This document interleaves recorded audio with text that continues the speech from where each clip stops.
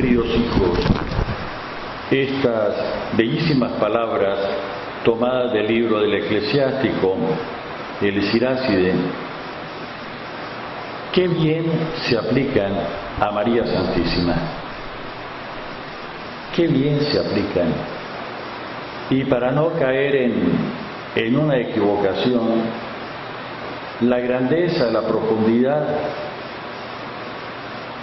de María es precisamente haber sido fiel a la palabra, haber escuchado atentamente la palabra del Señor y ser fiel en su cumplimiento, de tal forma que es la única persona en todo el mundo, en el pasado, en el presente y en el futuro, que puede, por su cumplimiento, colaborar con el Espíritu Santo para darle su carne y su sangre al que es precisamente nuestro Dios y Redentor. El fruto de María, aquello que María lleva en sí y nos transmite, no es nada más ni nada menos que a Jesucristo, nuestro Salvador. Padre, pero María no es diosa, ciertamente que no lo es. Padre, pero María no es más que Dios, ciertamente que no. Pero entre todas las personas del mundo, solo una fue escogida para prestarle su propia corporeidad, no para ser las veces de mensajero del Señor, sino para transmitirle su carne, su sangre, que son la carne que nos une y es la sangre que nos salva cuando es asumida por Jesucristo. Padre, ¿qué está diciendo? Miren, más sencillo. Independientemente cuál es la denominación de los cristianos,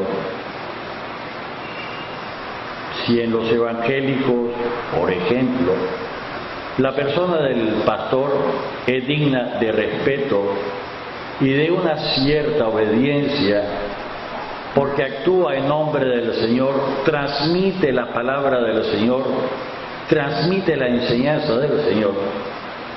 Cuánto más María Santísima, que transmite al propio Señor hecho hombre en su seno.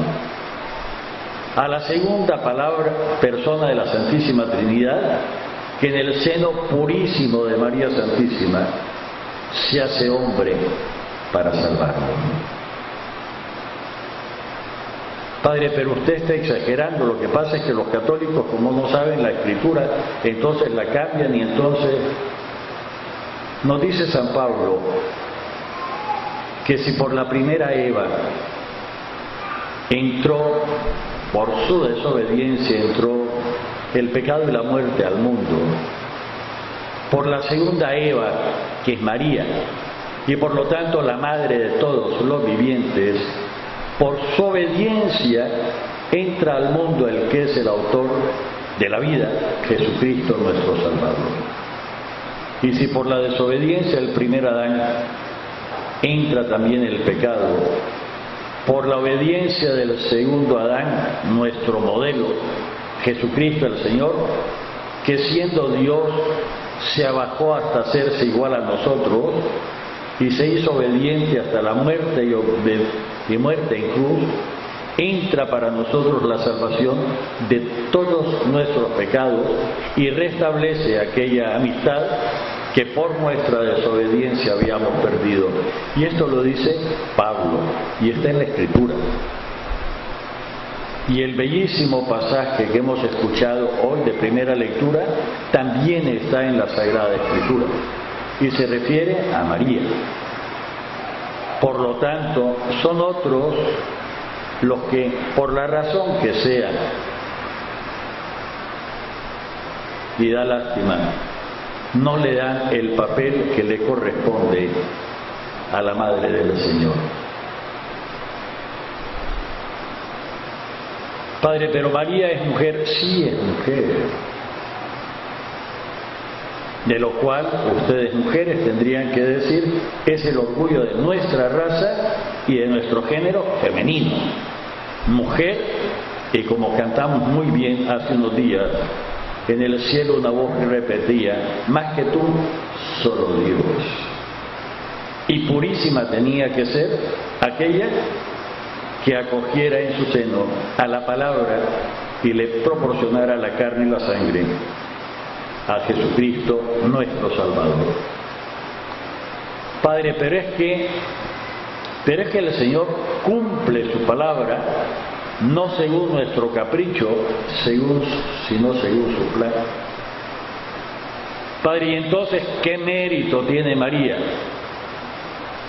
Tiene el mérito de la esclava del Señor, que se pone en sus manos, escucha la palabra y la pone en práctica. Por eso Isabel, en el bellísimo Evangelio de hoy, nos dice, bendita tú entre todas las mujeres, y bendito el fruto de tu vientre. Esta parte que nosotros perpetuamos en el Ave María. Y la primera parte del Ave María es nada menos ni nada más que las palabras que el arcángel Gabriel le dice a María de parte de Dios. Dios te salve María, llena eres de gracia, el Señor está contigo. La segunda parte la dice Isabel, llena del Espíritu Santo, y por lo tanto es el Espíritu Santo el que está hablando por la boca de Isabel. La última parte de la Ave María es lo que nosotros le pedimos al Señor, a la Madre del Señor, que ruegue por nosotros que somos pecadores, ahora y en la hora de nuestra muerte.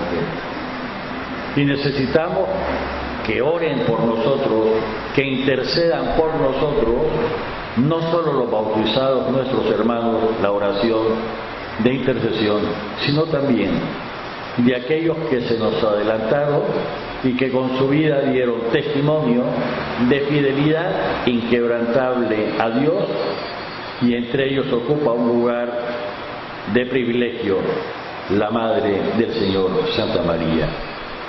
Hoy precisamente recordamos un algo singular. Estaba comenzando la conquista y la evangelización de estas tierras, y había sus problemas en Europa.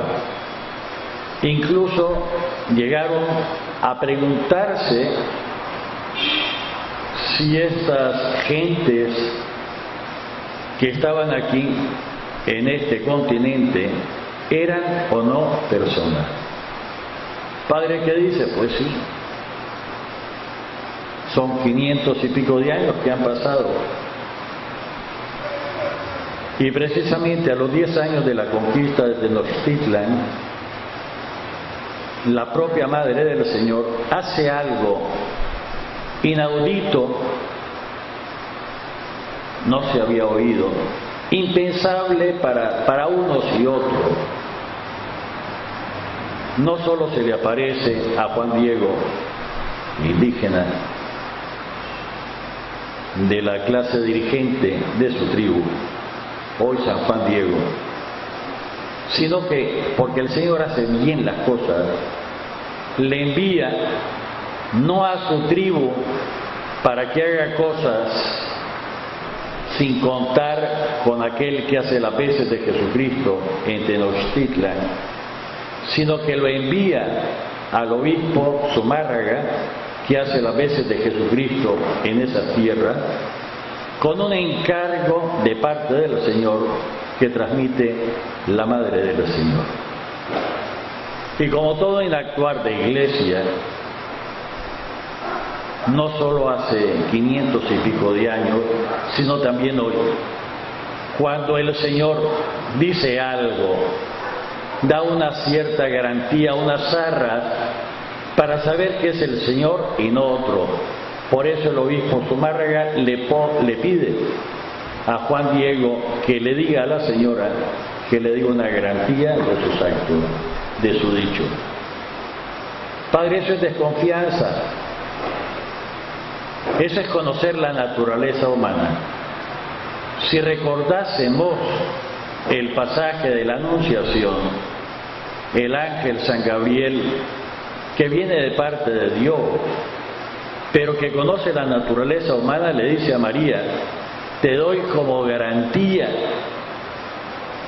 de que tu prima Isabel, aquella que ya está anciana, aquella que nunca ha podido quedar embarazada y que incluso ya tiene fama de estéril, tiene en este momento 6 meses de embarazo, porque para Dios no hay nada imposible.